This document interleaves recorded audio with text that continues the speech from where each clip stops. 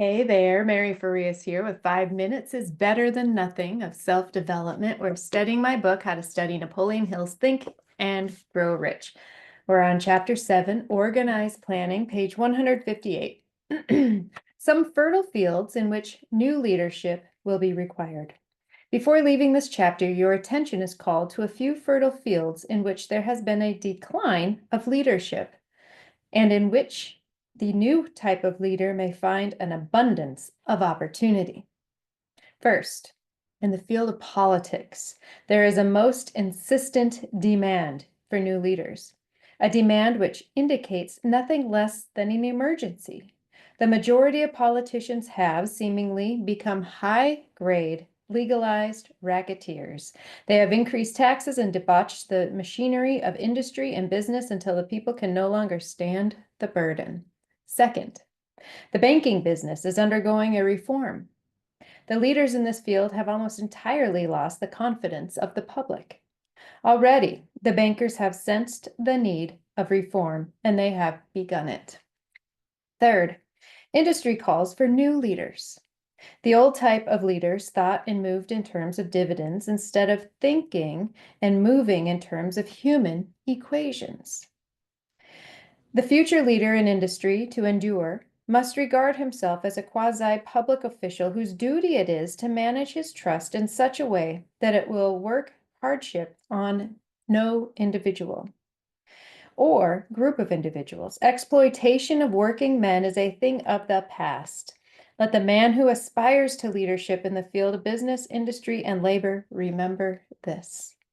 Fourth, the religious leader of the future will be forced to give more attention to the temporal needs of his followers in the solution of their economic and personal problems of the present, and less attention to the dead past, and yet the unborn future.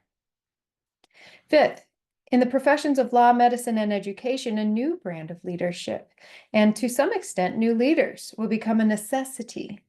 This is especially true in the field of education. The leader in that field must, in the future, find ways and means of teaching people how to apply the knowledge they receive in school. He must deal more with practice and less with theory.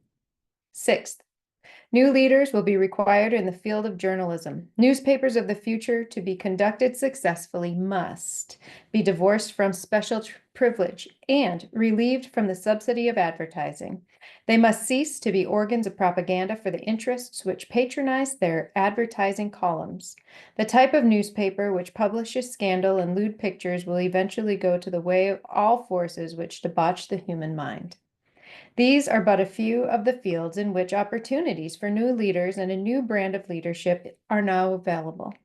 The world is undergoing a rapid change. This means that the media through which the changes in human habits are promoted must be adapted to the changes. The media here described are the ones which, more than any others, determine the trend of civilization. All right, he talks about very specific places where things need reform and better leaders. And arguably, they still need better leaders in all of them. And here's the thing, no matter what the industry, we need leaders. We need leaders. We need people who are willing and courageous enough to stand up for the good of the world, really, and stop looking out for self-interest. And this is essentially what he's talking about.